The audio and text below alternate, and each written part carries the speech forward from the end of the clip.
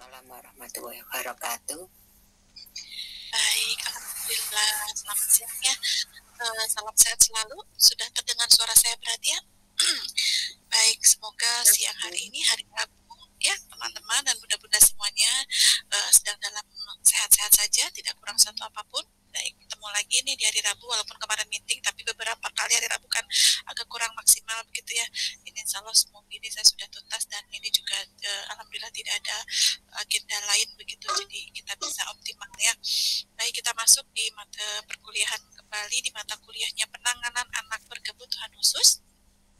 Mari kita mulai dengan berdoa terlebih dahulu di jam pertama ini untuk memohon kepada Allah Subhanahu wa taala keberkahan dan kebermanfaatan setiap aktivitas kita. Berdoa menurut kebiasaan masing-masing, disilakan.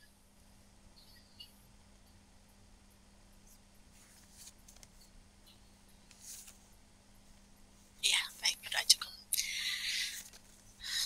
Bunda dan teman-teman semuanya, siang hari ini kita masuk di materinya menangani anak ADHD ya, gitu. Nah, kemarin kan sudah tunadaksa tuh, ya tunanetra, tunarungu, tunagrahita, tunadaksa, kita masuk lagi di di anak ADHD ya, gitu. Nah, apa itu ADHD ya? Bagaimana penanganannya? Kalau yang ADHD ini, alhamdulillahnya saya bertemu video ya dari pakarnya, dokter dari UI, jadi akan saya dari UI itu mulai lengkap menurut saya tayangannya, walaupun secara singkat-singkat ya, dari mulai tanya jawab ya, FAQ-nya ADHD dan bagaimana cara menanganinya. Jadi sebelum saya pun mengulas sedikit, saya akan langsung bawa ke videonya saja biar bunda-bunda bisa mencermati seperti apa sih ADHD tersebut gitu ya. Saya coba juga kirim ya biar semuanya link YouTube-nya ya. Nanti deh di akhir kita tonton dulu saja.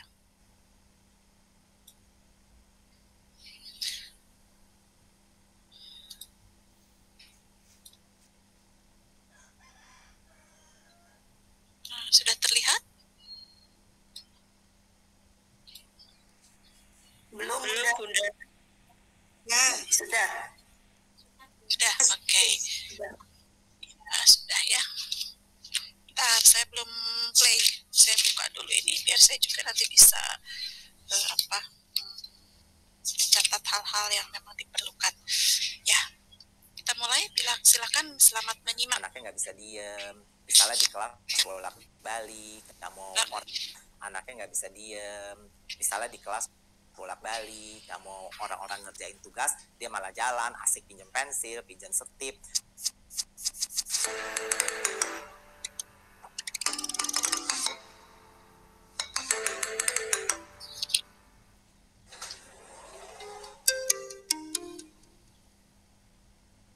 ADHD adalah singkatan dari Attention Deficit or Hyperactivity Disorders. Kalau kita bahasa Indonesia kan menjadi gangguan pemusatan perhatian dan atau hiperaktivitas. Nah, gangguan ini pastinya ditandai oleh adanya perilaku hiperaktif impulsif dan inatensi yang timbulnya lebih sering dan lebih berat dibandingkan dengan anak-anak yang seusianya, sehingga menimbulkan hendaya dalam arti gangguan dalam fungsi mereka sehari-hari dan juga tentunya menimbulkan penderitaan bagi anak ini. Dan perilaku hiperaktif impulsif itu seringkali digambarkan sebagai perilaku yang aktif, dalam arti aktifnya berlebihan. Anaknya nggak bisa diem, misalnya di kelas bolak-balik, nggak mau orang-orang ngerjain tugas, dia malah jalan, asik pinjam pensil, pinjam setip. Sedangkan impulsif itu lebih cenderung adalah perilaku yaitu yang dia bertindak tanpa dia berpikir lebih dahulu, jadi kesannya lebih nekat.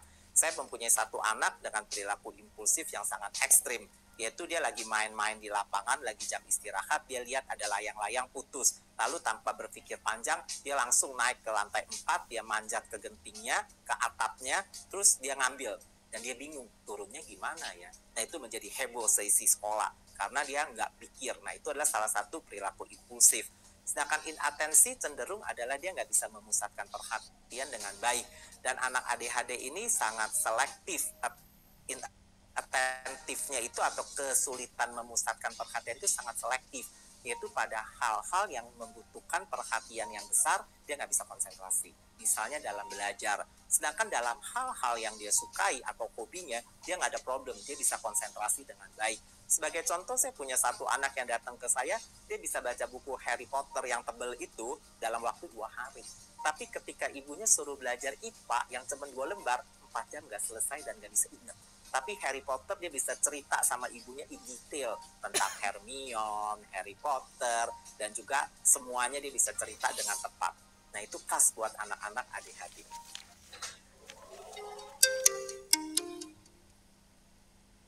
Penyebab dari ADHD atau GPPH sampai saat ini belum diketahui dengan pasti. Jadi kita hanya bisa seringkali mengatakan adalah faktor risiko sebenarnya. Nah, anak-anak yang dikatakan memiliki risiko, misalnya dia lahir dengan berat badan lahir rendah, atau lahir dengan keluarga yang mempunyai ADHD juga, berarti ada peran faktor genetik. Kemudian atau lahir dari problem pada saat ibunya hamil, misalnya merokok saat persalinan dikatakan beresiko buat anak mengalami ADHD 3-4 kali dibandingkan dengan ibu yang tidak merokok. Bisa juga problem dari persalinan itu sendiri, misalnya persalinan yang sulit, adanya lilitan tali pusat, kemudian adanya sungsang, itu merupakan resiko untuk anak mengalami ADHD. Nah, akibat daripada resiko-resiko tersebut dilaporkan bahwa perkembangan otak dari anak ADHD ini mengalami gangguan, sehingga kemampuan dari otak bagian depan yang kita katakan sebagai dorsolateral prefrontal cortex mengalami masalah, sehingga kemampuan anak mengontrol diri terganggu. Namun dalam beberapa dekade terakhir, banyak penelitian yang menuju ke arah polimorfisme dari gen dopamin transporter, dan mereka menemukan bahwa ternyata pada anak-anak ADHD dia punya dopamin transporter gene itu mengalami gangguan yang kita katakan sebagai DAT1, itu mengalami gangguan, yaitu menjadi lebih aktif. Nah, DAT1 ini berfungsi untuk menyerap kembali neurotransmitter dopamin dari celah sinap kembali ke neuron prasinaps. Nah, akibatnya dikatakan bahwa kekurangan dopamin ini membuat fungsi inhibisi pada anak ini terganggu.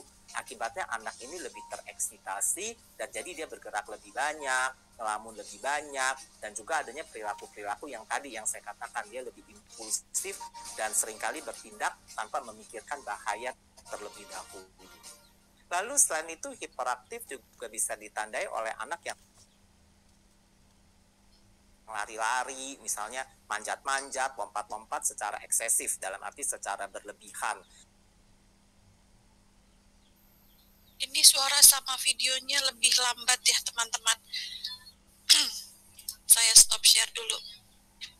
Kita ulas dulu tadi.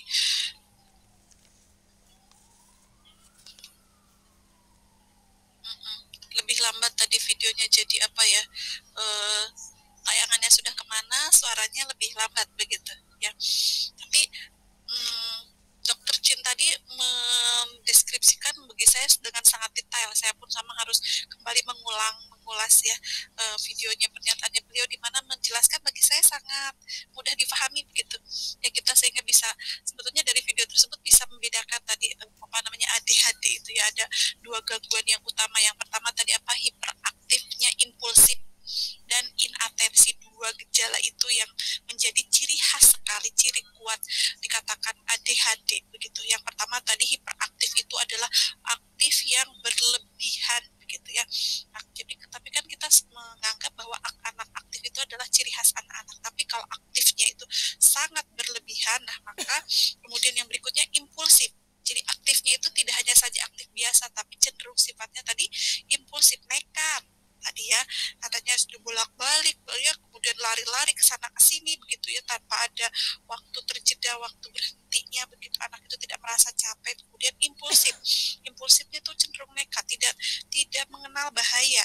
Itu tadi dicontohkan oleh Dokter Chinnya bahwa ada anak yang ya lihat layangan yang putus naik ke genteng, naik ke atap lantai 4, tahu-tahu di sana untung gak jebur juga misalnya begitu ya, bersyukur tidak jatuh juga begitu. Nah habis itu bingung caranya gimana naiknya ya, atau misalnya yang manjat pohon ya dengan yang di bawahnya ada apa, atau nyebrang yang tidak tahu itu apa namanya resikonya seperti apa. Nah itu cenderungnya impulsif. Jadi manajemen bahayanya itu sangat apa namanya sedikit-sedikit begitu ya. Dan tadi ada bisa memusatkan perhatian. Nah, perhatiannya ini tadi cenderung pada hal-hal yang besar, khususnya pada perhatian saat dia belajar. Tapi untuk ya kegiatan-kegiatan yang itu adalah hobinya, kesenangannya, justru anak akan menunjukkan atensi yang sangat berlebih, yang sangat fokus, maksudnya begitu. Tadi dikatakan, nah kalau disuruh belajar IPA nggak bisa nih berjam-jam ya latihan soal atau baca 2 halaman, tapi baca Harry Potter bisa langsung berapa hari, nah gitu ya. Anak yang sukanya misalnya di satu kegiatan tertentu, ketika dibuat kegiatan lain itu nggak suka, nah itu ya. Jadi bukan tipin atensinya, tidak semuanya memfokus perhatiannya, tapi untuk hal-hal yang sifatnya sangat besar. Tapi untuk hal-hal sifatnya yang itu adalah minatnya, dia akan menyenangi seperti itu.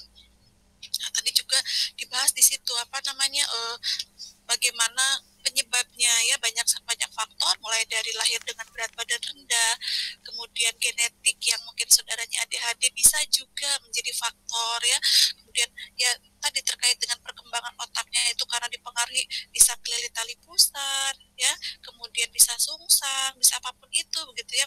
Saya dulu anak saya lahir pertama sungsang, tapi bersyukur alhamdulillah sehat walafiat begitu. Mungkin kemudian karena proses lahir yang tadi ada gangguan, jadi itulah yang apa namanya menyerangnya di sistem otaknya.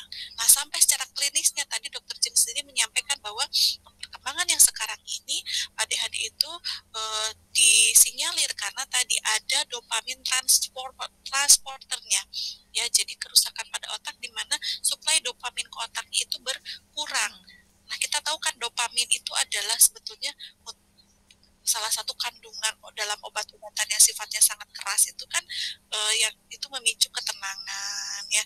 Dopamin itu kan kita sering mengenalnya mungkin obat tenang. Nah, maka di sini di otak kita juga ada tuh namanya dopamin transformer ya, kayak film aja transporter gitu. Nah, jadi itu ya, suplai dopamin ke otak itu yang mengalami gangguan, sehingga tadi dengan gangguannya terjadi gangguan di sistem transporternya tersebut, sehingga ya sistem yang mengatur ketenangan begitu ya pada anak itu terganggu. Jadi dia makanya mungkin tidak bolak-balik. Nah, sehingga nanti setelah ini videonya dilanjutkan dengan bagaimana sih pengobatan atau penanganan dari segi medisnya itu juga ada ya, salah satunya di dopaminnya.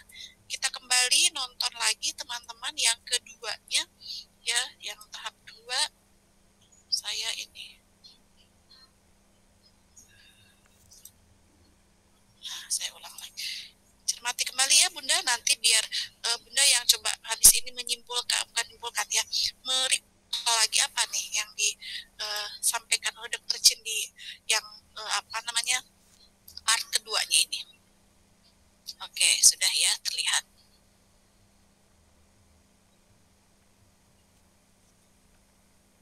Itu hiperaktif juga bisa ditandai oleh anak yang lari-lari, misalnya manjat-manjat, lompat-lompat secara eksesif, dalam arti secara berlebihan.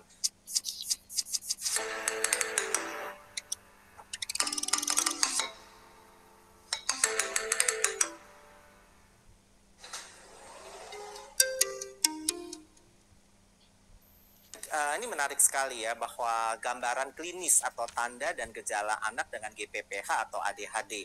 Tadi saya udah cerita juga bahwa domainnya adalah hiperaktif impulsif dan juga inatensi. Nah, hiperaktif impulsif itu tandanya itu yang tadi yang saya katakan bahwa anak nggak bisa duduk diam. Jadi dia seringkali mengalami kesulitan untuk mengontrol dirinya. Seperti dia jalan-jalan di dalam kelas sementara gurunya nerangin, sementara temennya ngerjain PR, dia sibuk minjem pensil, kemudian minjem setip, kemudian terus bolak-balik, nanti dia mau ke toilet. Saya ada salah satu anak yang datang ke saya dari belajar, kata gurunya bisa 1 jam pelajaran bisa 6 kali bolak-balik ke toilet, kan habis waktunya. Lalu selain itu hiperaktif juga bisa ditandai oleh anak yang lari-lari, misalnya manjat-manjat, lompat-lompat secara eksesif, dalam arti secara berlebihan. Lalu perilaku impulsif itu sendiri bisa digambarkan sebagai perilaku yang nggak sabaran, misalnya nggak sabar ngantri, misalnya, atau nggak sabar menunggu, kalau disuruh tunggu sebentar, 5 menit, Sebentar ya teman-teman. Prasetyo Pak, Agung Prasetyo itu ada di ruang kami, tapi beliaunya tidak hadir. Tapi saya sendiri kami kurang paham kemana. Sudah janjian dengan beliau? Oh belum. Oh baik. Kalau sepengetahuan kami beliau jarang masuk, tapi kurang tahu sehingga kami sendiri kurang paham nih, tidak ada. Oh gitu. Kalau ruangannya di sini. Iya.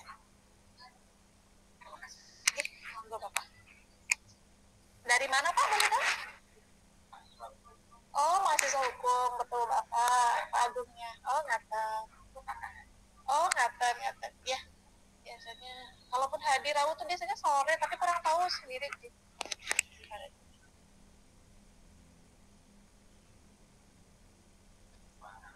Ya, janjian bertemu beliau berarti ya.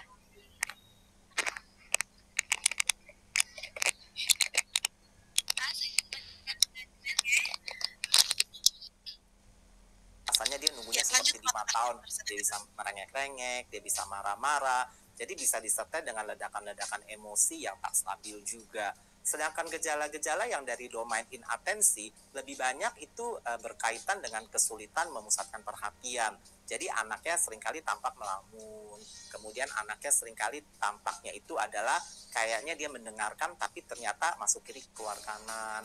Kalau dikasih instruksi suruh membuat sesuatu, misalnya dia disuruh buat matematika halaman 15, yang dibuat mungkin halaman 13 karena dia tidak memperhatikan apa yang diminta oleh gurunya. Seringkali disuruh mencatat agenda, dia tidak mencatat agenda. Seringkali disuruh bawa barang, dia tidak bawa barang oleh karena dia lupa semua hal. Jadi dengan demikian kesannya anaknya seperti anak yang cuek, anak yang tidak peduli, anak yang semau-maunya, padahal mereka ngelamun dan mereka sulit untuk memusatkan perhatian dengan baik. Nah, itu adalah sekelumit tanda dan gejala anak-anak dengan GPPH. Nah, tentunya kalau kita lihat lagi sebagaimana yang saya jelaskan sebelumnya, apakah ini bawaan atau bukan? Ya, memang ada beberapa penelitian yang menggambarkan bahwa ada faktor hereditary atau faktor herediter juga dari ADHD ini. Artinya ADHD bisa diturunkan juga sebenarnya. Nah, seringkali dalam menghadapi anak-anak yang datang ke saya juga bertanya sama orang tuanya, dalam keluarga besar ada gak sih yang memiliki gangguan yang serupa seperti ini? Nah, sebagian besar bilang ada, tapi juga ada sebagian kecil yang tidak ada. Jadi kalau kita ngelihat dari penelitian, kita merujuk, ternyata memang ada ya yang mengatakan ini hereditary. Namun mereka lebih banyak mengatakan sebenarnya gen itu berpolimorfisme. Artinya gen itu mengulang, setiap gen itu mengulang dalam jumlah repeat yang berbeda dibandingkan dengan anak-anak tanpa ADHD. Jadi memang bisa dikatakan ada faktor bawaan, tapi bisa juga dikatakan adanya faktor perubahan dari genetik itu sendiri akibat gen berinteraksi dengan lingkungannya.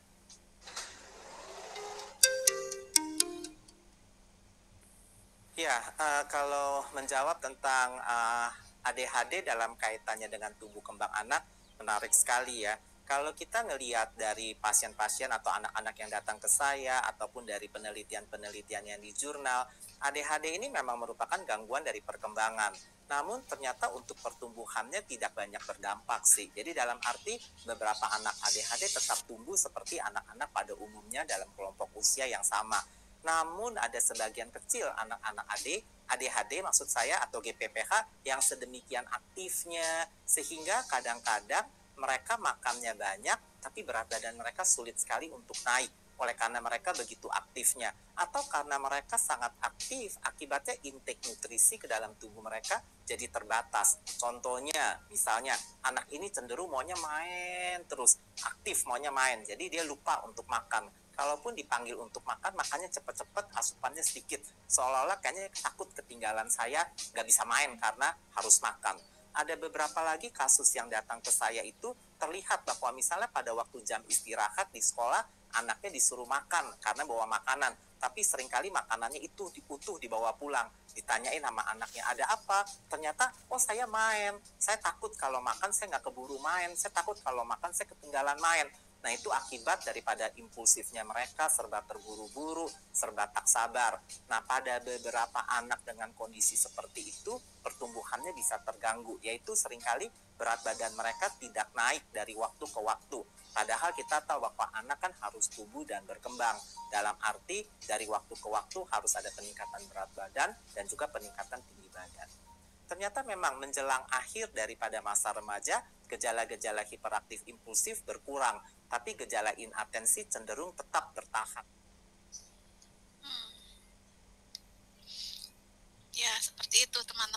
tadi disampaikan yang keduanya, lebih ke gejala yang lebih detail begitu, bagaimana tadi domain ADHD itu dua ya kita, jadi tadi hiperaktifnya yang cenderung impulsif dan kemudian yang inatensinya terutama begitu ya, yang bisa cenderung cuek, semau gue begitu ya, semua hal yang cenderung tidak peduli begitu. Nah kemudian tadi gejalanya ya bisa dikatakan ternyata ada herediter begitu, tapi juga herediternya kesini bisa jadi juga sama-sama genetik, tapi genetiknya sendiri lebih kepada perubahan genetik tersebut itu karena interaksi dengan lingkungan ya, apalagi sekarang ya kita ini di zaman yang luar biasa, asupan makanan kita nih, yang pola hidup kita, kemudian misalnya ya atau mungkin para calon orang tua yang memiliki pola hidup tertentu, mengkonsumsi makanan tertentu yang sedikit banyak juga paparan pengawet ya, kemudian pewarna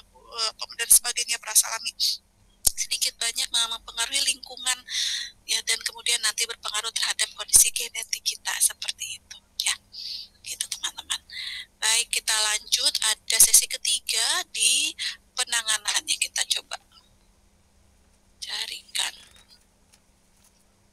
Nah ini ADHD bisa menyesuaikan diri sampai 5 ya, ini tuh detail banget kalau yang ADHD, jadi saya lebih senang menontonkan ke teman-teman video ini. Kita sekarang membahas tentang perjalanan penyakit dari ADHD atau GPPH itu sendiri. Nah, kalau kita ngelihat dari perjalanan penyakitnya, beberapa literatur mengatakan bahwa ternyata 70% anak dengan ADHD gejalanya bisa berkurang dari waktu ke waktu, terutama kalau dia udah mencapai masa remaja. Yang paling sering tertinggal adalah gejala inatensi. Jadi dapat dikatakan bahwa gejala inatensi lebih menetap dibandingkan gejala hiperaktif dan impulsif.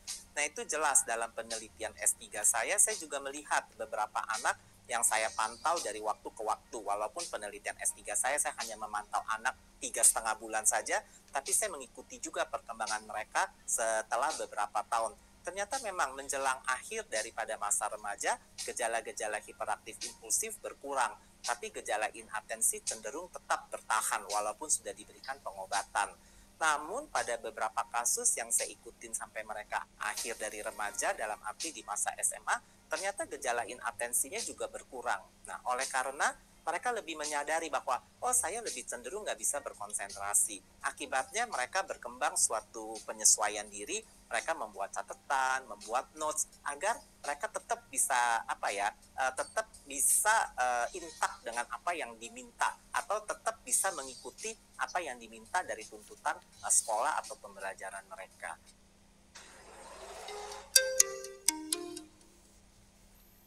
Nah ini juga suatu pertanyaan yang menarik ya tentang ADHD atau GPPH dengan pola asuh. Nah seperti penjelasan sebelumnya adalah sebenarnya ADHD lebih banyak sih berperannya adalah faktor memang biopsikososial. Namun ternyata setelah saya lihat-lihat dari berbagai literatur atau penelitian, ternyata pola asuh itu tidak menyebabkan, atau pola asuh itu bukan suatu faktor resiko untuk ADHD. Namun pola asuh yang buruk tentunya memperberat anak yang memiliki ADHD atau GPPH. Dalam arti anak dengan ADHD tadi gambarannya aktif, nggak mau diem, kemudian nggak mau ngerjain tugas, maunya main terus, nggak sabaran. Kadang-kadang kondisi ini sangat mengganggu orang tua atau guru. Nah, seringkali orang tua jadi mempunyai persepsi yang negatif terhadap anak mereka. Saya mempunyai salah satu penelitian yang berkaitan dengan persepsi orang tua terhadap anak mereka dengan ADHD. Sebagian besar orang tua mengakui bahwa anaknya nakal, anaknya nggak patuh, anaknya nggak motivasi belajar. Padahal itu bukan maunya anak ini, karena anak ini nggak bisa kontrol diri, maka lebih cenderung mereka menampilkan pola perilaku yang seperti itu. Akibatnya apa buat orang tua? Orang tua jadi cenderung menjadi punitif, artinya orang tua cenderung jadi menghukum, melabeling anak, kemudian guru juga sama, menghukum dan melabeling anak. Nah, kalau orang tua mengasuh anaknya dengan kekerasan, oleh karena kan lebih cenderung punitif ya, menghukum ya. Nah, jadi dia kan penuh dengan kekerasan. Nah, tentunya ini yang berdampak bahwa anak ADHD-nya menjadi tidak lebih baik. Oleh karena dia mengalami kekerasan, udah dia ADHD, lalu di rumah mengalami kekerasan, atau di sekolah dia mengalami kekerasan, membuat anak ADHD merasa bersalah, saya memang anak yang buruk, saya memang anak yang nakal. Nah, akibatnya apa buat anak ini? Tentunya akan berdampak pada pemahaman dan citra diri mereka yang bertambah hari bertambah buruk. Apalagi dia menjelang remaja. Kita tahu bahwa remaja itu kan penting kan, konsep diri yang kuat, identitas diri yang kuat. Nah, kalau dia mempunyai citra diri yang buruk, dia menjadi self-esteem-nya menjadi rendah, atau rasa percaya dirinya menjadi kurang, dan ini kan akan memperburuk kondisi ADHD-nya. Jadi saya rasa itu kaitannya, bukan saling menyebabkan sebab akibat, tapi pola asuh yang buruk akan lebih berdampak buruk terhadap perkembangan konsep diri anak dengan ADHD. Nah, obatnya itu bekerja pada dopamin transporter, sehingga dopamin transporter tidak bertambah aktif. Ya, mau ada yang merecall dari di video tadi, teman-teman? Sebelum lanjut, yang keempat dan kelima videonya lebih ke penanganannya di secara tadi medis ya, karena tadi terkait dengan gangguan pada dopamin transporter. Yang tadi video kedua tadi di gejala, dan ternyata pola asuh itu sebetulnya tidak menjadi pemicu resiko, tidak menjadi penyebab, tetapi pola asuh yang buruk itu bisa jadi pemicu, juga bisa menjadi memperburuk keadaan anak ADHD. Ada lagi yang mau merecall tadi yang disampaikan Dr. Chin-nya seperti apa? Teman-teman boleh catat kata-kata kuncinya begitu ya, karena jadi biar bisa mendeteksi. Selama ini kan ADHD itu yang kelihatan super aktif sana sini, nah, barulah itu kita namakan langsung ADHD begitu ya, tanpa juga teliti dan betul-betul mendiagnosis secara cermat. Siapa barusan yang raisen, monggo? Bunda ya, Bun. Ya, silakan. Oh, Bunda Ulfi. Ya. Izin menyampaikan sedikit yang disampaikan sama Profesor tadi, Bun. Kalau anak hiperaktif impulsif tuh nggak bisa diam, nggak sabaran, banyak ngalamunnya, terus mendengarkan padahal enggak. Dia tuh berarti cenderung suka yang dia suka aja. Kalau dikasih instruksi, dia tidak melaksanakan instruksi dengan baik, tapi dia melaksanakan yang lain. Serta satu lagi tuh lupa, dia sering apa-apa yang dia suruh atau bawa pasti ada yang kelupaan. Seperti itu, Bun. Sekaligus, Bun, izin bertanya, bedanya anak aktif, anak tidak fokus itu gimana ya, Bun? Soalnya tuh, Bun, sekalian izin menyampaikan, kemarin pas ada pendaftaran siswa berarti ini sudah berjalan 1 tahun ini, anak itu dilabeli sama kepala sekolah saya itu anak hiperaktif. Tetapi menurut saya dia itu anak yang aktif aja, Bun. Soalnya kalau disuruh mengantri dia bisa, disuruh menulis dia mau, disuruh apa-apa mau. Dia barang apapun yang dia bawa, mau mainan itu bawa, tapi dia pasti akan ingat dan mengambilnya. Terus instruksi dia melaksanakan. Yang nggak bisa diem itu cuma kalau dia bosan ya dia jalan-jalan sendiri gitu, Bun. Itu, Bun. Makanya aku itu kayak anaknya nggak apa-apa, cuma dia aktif aja. Terus soalnya kata-kata kuncinya dia tuh nggak terlalu berbicara bagus dulu, Bun. Maksudnya dia tuh kalau ngomong masih berbata-bata gitu loh, Bun. Padahal umurnya sudah mencukupi. Seperti itu, Bun. Terima kasih. Oke, bagus Bunda Ulfi barusan analisisnya terkait dengan yang tadi. Ya, kemudian Bunda Ulfi setelah menyimak 2 video itu, Bunda Ulfi sendiri merasa bahwa anak tersebut ADHD atau bukan? Bukan, Bun. Ya, tepat ya. Karena tadi dari gejala-gejala yang disampaikan Dr. Chin dengan yang gejala yang barusan evidence-nya yang perilaku barusan Bu Ulfi sampaikan itu sedikit jauh ya. Itu masih bisa antri, masih bisa bukan menuruti, masih bisa mengikuti instruksi gurunya, menyampaikan apa di bawah. Ya namanya bosan pasti, lawangkan konsentrasi anak masih terbatas.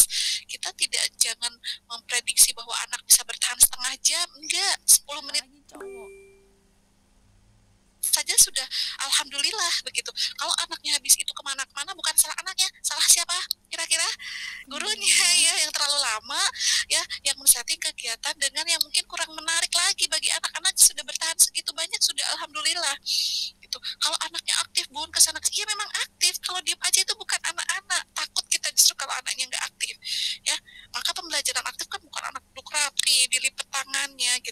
Ya untuk kesepakatan kelas mungkin mendengar pengarahan bisa, tapi jangan terlalu lama begitu, karena memang fitrahnya anak ini aktif begitu.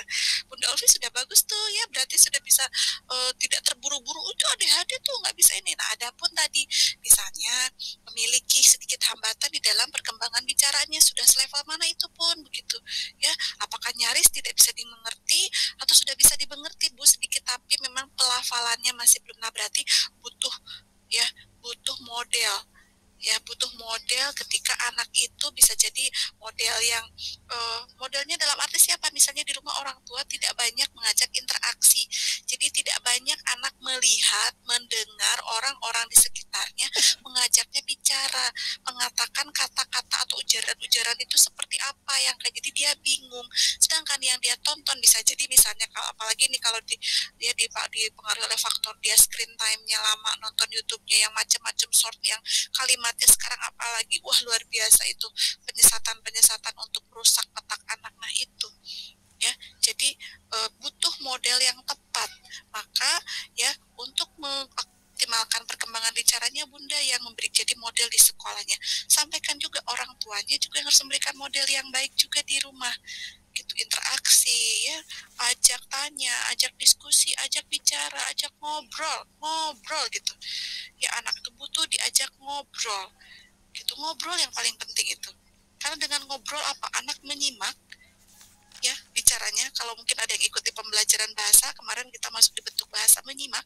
Setelah menyimak nanti kan anak akan memproses di sini, dia mengekspresikan kembali, dia ucapkan kembali di bicara. Maka ngajak ngobrol itu yang paling utama menurut saya, ngobrol apapun itu gitu teman-teman ya. Begitu Bunda Ulfi. Oke, terima kasih. Lanjut, ada Bu Rizka, ada Bu Enjang, ada Bu Lorencia juga nih gitu ya. Silakan boleh, atau mau menambahkan juga boleh, nanti silakan. Ada yang mau saling juga menanggapi atau menjawab juga silakan. Baik Bunda, saya dulu Bun. Terima kasih atas waktunya. Recalling dari saya yang dari video pertama itu, anak ADHD itu tidak bisa diam. Terus suka lari-lari, manjat-manjat secara berlebihan, tidak sabaran. Kalau disuruh tunggu sebentar itu dia tidak mau, dan pasti kebanyakan langsung tantrum Bun. Terus gejala-gejala domain atensinya sering melamun, kalau dikasih instruksi tidak sesuai dengan instruksinya, lupa semua hal, cuek semau-maunya.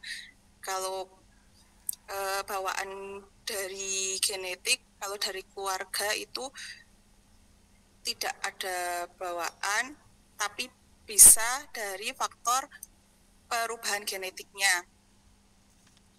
Terus ADHD pertumbuhannya tidak terganggu. Untuk yang video kedua, pada akhir masa remaja biasanya gejala atensinya itu akan berkurang. Kemudian kalau kalau remaja gangguan hiperaktif dan impulsifnya berkurang, tapi inatensi yang masih ya. Oh iya, hiperaktifnya yang berkurang ya Bunda. Hiperaktif dan impulsifnya sudah mulai berkurang, tapi inatensinya tetap, kemampuan untuk tidak bisa fokus, maunya cepat lupa, ya. Tadi dokter menyampaikan seperti itu, yang saya catat juga. Oh iya, baik Bunda, terima kasih koreksinya. Terus saya mau bertanya Bunda, kan tahun ajaran ini saya itu ada 2 anak yang menurut saya dari ciri-ciri ini sepertinya masuk ke ADHD. Yang pertama itu kalau dari cerita orang tuanya memang dia itu lahir prematur di usia 6 bulan Bunda. Dan cara berjalannya juga tidak sesuai, dan memang tidak bisa diam itu Bun. Nah, terkadang kan dalam satu kelas itu kalau yang lain sudah mau mengikuti kegiatan tapi dianya itu tidak mau, itu kita gimana ya Bun? Apa kita harus fokus ke anak yang itu atau yang lainnya, seperti itu Bunda? Terima kasih Bun. Baik ya Bu Rizka, terima kasih tadi sudah merecall kembali. Untuk pertanyaan yang kedua, ada yang anak terdeteksi ya, meskipun kita tadi sudah mencermati gejala-gejalanya seperti itu, namun alangkah baiknya memang justifikasi ya, judgement bahwa anak itu ADHD itu tidak muncul dari kita ya. Kita kan hanya levelnya di sebagai guru gitu, ada di educator ya. Nah, yang berhak untuk mendiagnosis seperti itu sebetulnya di level yang sudah lagi, misalnya psikolog anak seperti ya, psikiater anak, psikolog klinis anak, pediatri, nah seperti dokter tumbuh kembang anak. Nah itu jadi memang perlu pemeriksaan yang lebih lanjut. Nah, kalau misalnya kita sudah mendeteksi ada siswa yang seperti itu, nah alangkah baiknya memang perlu melakukan penelusuran riwayat lebih jauh, mengkomunikasikan kepada orang tua bahwa pengamatan ibu di sekolahnya seperti ini. Nah, apakah akan ditindaklanjuti dengan pemeriksaan lebih lanjut? Nah, karena misalnya bisa jadi memiliki daya tapi itu lakunya mahasiswa hukum kok beliau untuk menyampaikannya. Saya mahasiswa hukum RPL ya Pak. Aduh, enggak. Saya mahasiswa hukum RPL. Saya bilang oke, makanya saya juga kaget begitu Ibu. Tapi Bapak dari mana, maaf kan saya tanya gitu. Ini saya mahasiswa hukumnya dulu KKN itu maturnya. Oke. Makanya apakah janjian di sini tadi di foto ruangannya? Saya juga sudah berpikir ya tidak karena tadi. Gitu makanya saya juga tadi.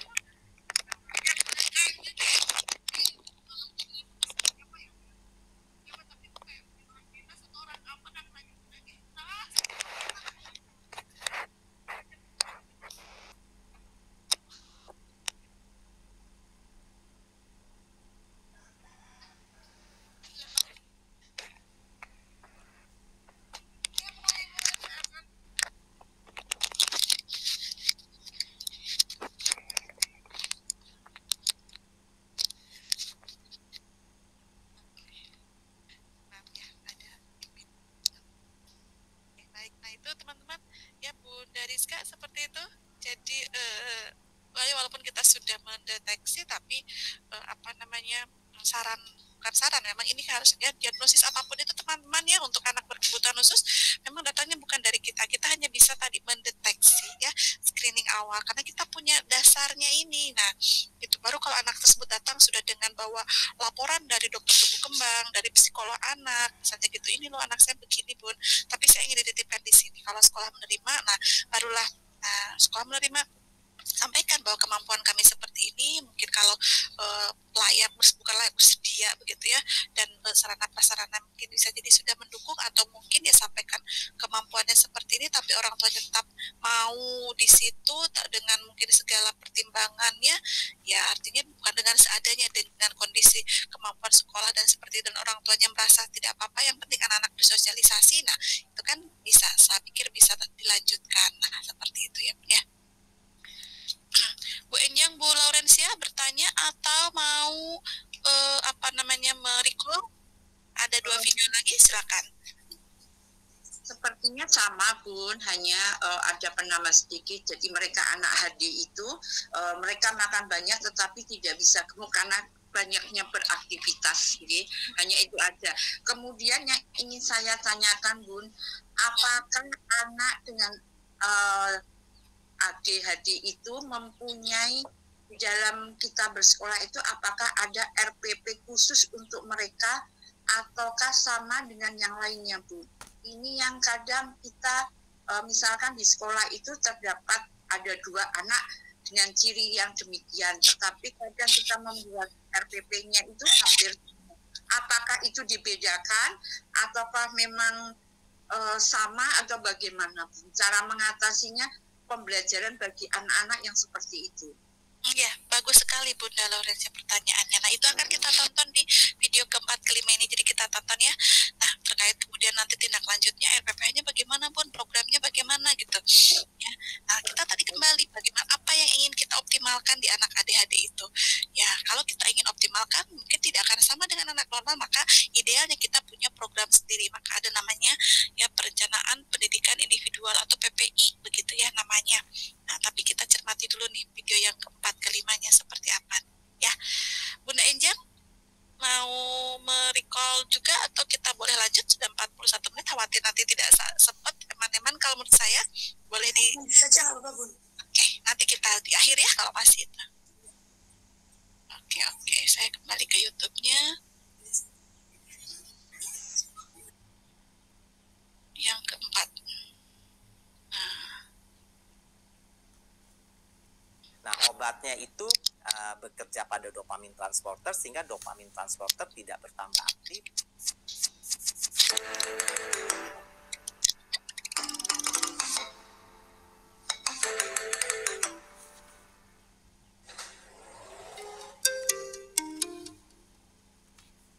Baik, jadi sekarang kita udah menuju ke arah bagaimana nih kita menata laksana anak dengan ADHD atau GPPH. Nah, kalau kita ngelihat lagi penjelasan di awal-awal bahwa GPPH itu ada beberapa faktor sebenarnya yang melatar belakangi.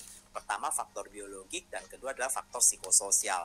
Nah, kalau dari faktor biologik oleh karena berkaitan dengan dopamin transporter, maka tata laksana utama sebagai pedomannya adalah kita memberikan obat sebenarnya, yaitu obat yang menghambat kerja dari dopamin transporter tadi yang saya bilang menjadi lebih aktif. Nah, obatnya itu bekerja pada dopamin transporter sehingga dopamin transporter tidak bertambah aktif tapi bisa aktivitasnya normal sehingga reabsorpsi atau reuptake dari dopamin transporter ke celah sinapsnya bisa berkurang. Nah, dengan demikian ketersediaan neurotransmitter dopamin di dalam otak atau celah sinap terjamin sehingga fungsi inhibitorik anak bekerja dengan baik sehingga anak bisa mengontrol dirinya dengan baik. Namun penting juga faktor psikososial, yaitu tadi bahwa ada beberapa gejala atau tanda bisa diatasi dengan obat. Artinya anak bisa konsentrasi karena obat, anak bisa kontrol diri karena obat.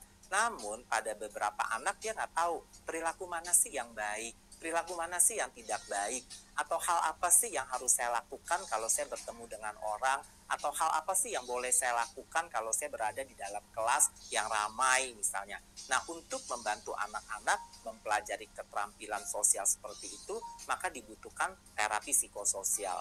Nah, terapi psikososial yang paling bermanfaat buat anak ADHD umumnya adalah yang kita sebut sebagai modifikasi perilaku atau bagian dari terapi perilaku, di mana pada anak-anak dengan kondisi seperti ini kita membantu agar perilaku mereka yang maladaptif kita latih atau kita reedukasi atau kita bantu untuk mengubahnya menjadi perilaku yang lebih adaptif.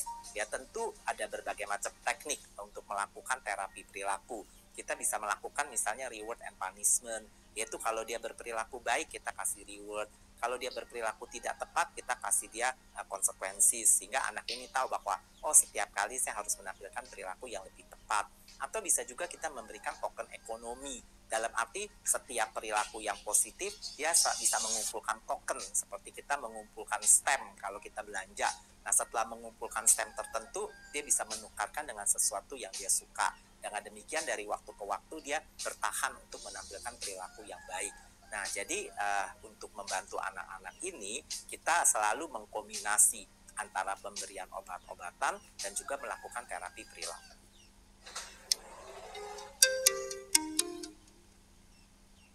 Nah, kita sekarang bicara tentang ranah kelas, ranah sekolah. Kalau saya, anak-anak yang datang ke saya sih saya selalu mengatakan bahwa dia nggak perlu sekolah khusus. Kalau dia ADHD, kecerdasannya tidak ada masalah, kemudian dia diberikan obat, maka anak ini akan persis seperti teman-temannya, nggak ada bedanya. Jadi dia tidak perlu bersekolah di sekolah untuk anak kebutuhan khusus misalnya. Namun sayangnya pada beberapa anak dengan ADHD atau GPPH juga disertai dengan masalah belajar yang lain. Misalnya kemampuan mereka untuk membaca, berhitung, menulis mengalami gangguan. Nah, untuk anak-anak yang disertai dengan gangguan belajar yang lebih spesifik, maka tentunya mereka akan mengalami kesulitan untuk bersekolah di kelas reguler. Nah, untuk anak-anak seperti itu mungkin mereka memerlukan sekolah yang lebih spesifik agar mereka tetap bisa mengikuti pembelajaran yang lebih baik. Nah, saya sih senangnya sekarang adalah pemerintah banyak menjalankan kelas-kelas inklusi juga di sekolah-sekolah, baik sekolah negeri maupun sekolah swasta. Nah, pada beberapa anak ADHD yang membutuhkan metode pembelajaran yang lebih spesifik oleh karena adanya hambatan dalam belajar, mereka bisa pindah ke kelas inklusi untuk sementara, lalu kemudian dia akan belajar lagi. Kalau dia udah bisa mengikuti, dia pindah ke kelas reguler dan dia bisa ketemu teman-temannya lagi. Saya rasa pemerintah sekarang sangat concern untuk hal-hal yang berkaitan dengan anak yang memiliki kebutuhan yang lebih khusus. Jadi kalau pertanyaannya, dia perlu nggak sih di sekolah yang khusus? Tergantung sebenarnya. Nah, oleh karena itu melakukan penilaian yang berkesinambungan itu sangat penting pada anak dengan ADHD ini atau GPPH. Jadi saya selalu ingatkan kepada orang tua. Jadi perlu datang ya kontrol dengan teratur agar kalau anak kamu membutuhkan sesuatu, kita bisa cepat-cepat memberikannya. Jangan sampai mereka gagal, nah kalian baru datang. Nah, pada anak ADHD kalau gejala inatensinya menetap sampai dewasa, maka dia menjadi mengalami apa yang kita sebut sebagai adult ADHD. Yes.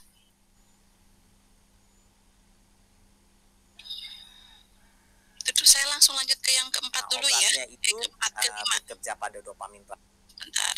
Kelima. Kalau saya lihat yang sekarang sering terjadi adalah keterlambatan bicara, bahasa ekspresi.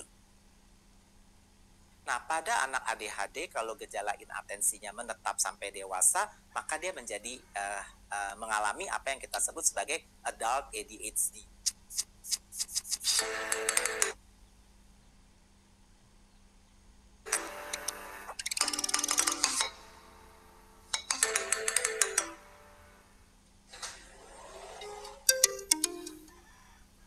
Ya, sekarang kita bicara kembali lagi ke terapi atau ke tata laksana. Jadi tadi saya udah katakan bahwa anak ADHD yang mempunyai kebutuhan yang lebih spesifik, dalam arti kalau perilaku mereka maladaptif, dalam arti mereka nggak tahu perilaku mana yang positif, perilaku mana yang negatif, perilaku mana yang lebih baik ditampilkan kalau mereka berada di dalam kelas pada waktu kelompok belajar misalnya. Perilaku mana pada waktu mereka harus berhadapan dengan gurunya, dengan orang yang lebih dewasa, maka tentunya kita perlu melakukan terapi perilaku buat anak-anak ini. Dan terapi perilaku yang seringkali kita berikan kepada anak dengan ADHD adalah kita memberikan terapi yang namanya modifikasi perilaku. Jadi memodifikasi perilaku yang adaptif menjadi perilaku yang adaptif. Namun pada beberapa ADHD juga pada beberapa anak dengan ADHD maksud saya juga seringkali disertai dengan masalah yang lain atau gangguan jiwa yang lain. Misalnya jadi cemas atau jadi depresi. Misalnya anak-anak ADHD yang menjelang remaja, dia tahu banget bahwa saya ini nih selalu kurang, saya ini selalu dimarahin, saya selalu dihukum oleh guru-guru saya, sehingga dia menjadi lebih tertekan, akhirnya dia depresi atau dia jadi cemas. Jadi dia banyak berpikir hal-hal yang buruk yang bakal terjadi dalam diri mereka. Nah, anak-anak yang memiliki bukan kemampuan, tapi anak-anak yang memiliki pikiran yang lebih negatif, pikiran yang lebih kita bilang kognitifnya lebih error itu, maka mereka kadang-kadang membutuhkan apa yang disebut dengan terapi kognitif perilaku, yaitu tujuannya membantu untuk mengubah pikiran-pikiran yang negatif dan pikiran-pikiran yang irasional menjadi pikiran-pikiran yang lebih rasional, lebih positif, sehingga anak ini bisa mengevaluasi dirinya, bisa mengontrol pikirannya, sehingga emosinya juga bisa stabil dari waktu ke waktu, sehingga kecemasan dan depresinya kita harapkan juga bisa berkurang.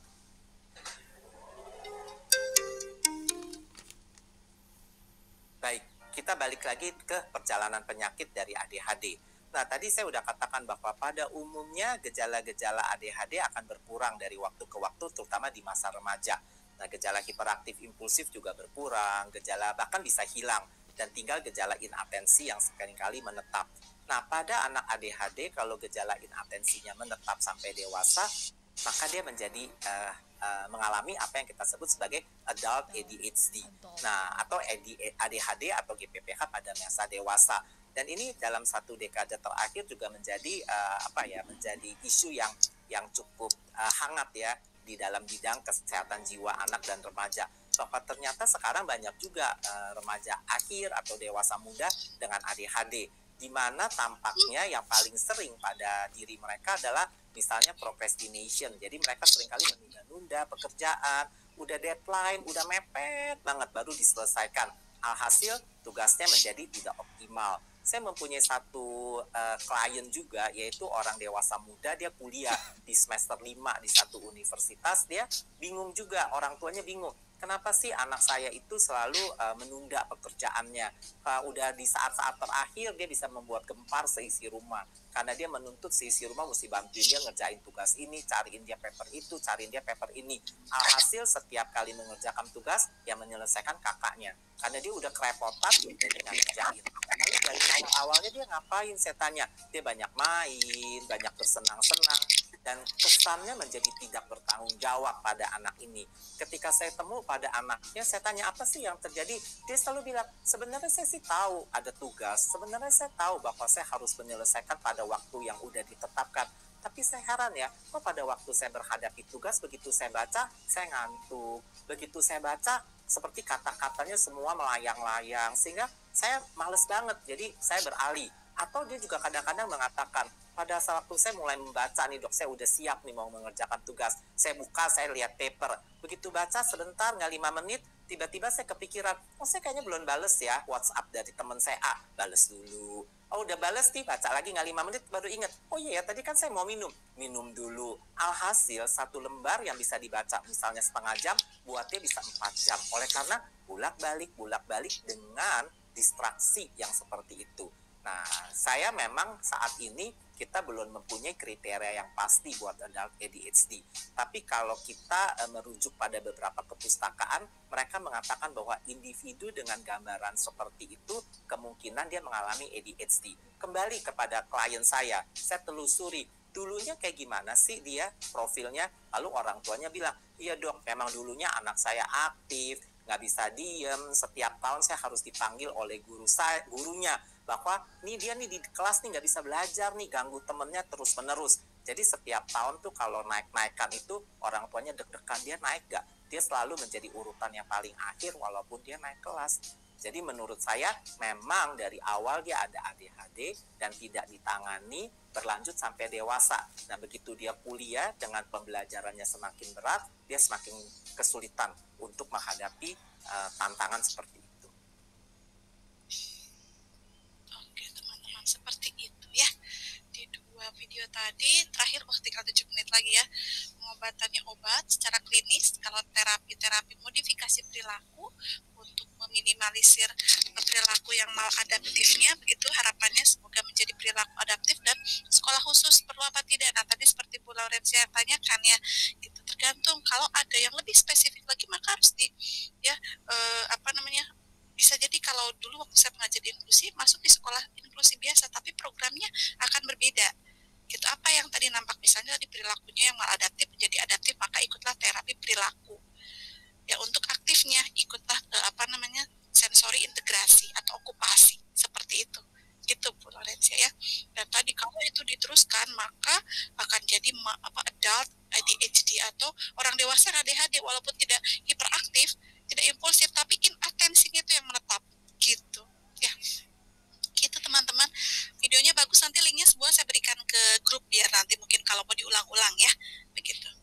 Itu saya pikir cukup teman-teman ya, PowerPoint saja jadinya tidak kepake, tapi lebih valid Dr. Chin itu ya, seperti itu saya yakin nanti bisa diinikan. Gitu teman-teman, saya pikir cukup ya, nanti teman-teman bisa bersiap untuk di room meeting di kelas berikutnya, nanti terlambat lagi ya.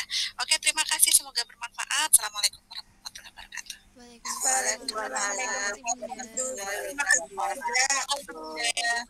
Terima kasih Bunda.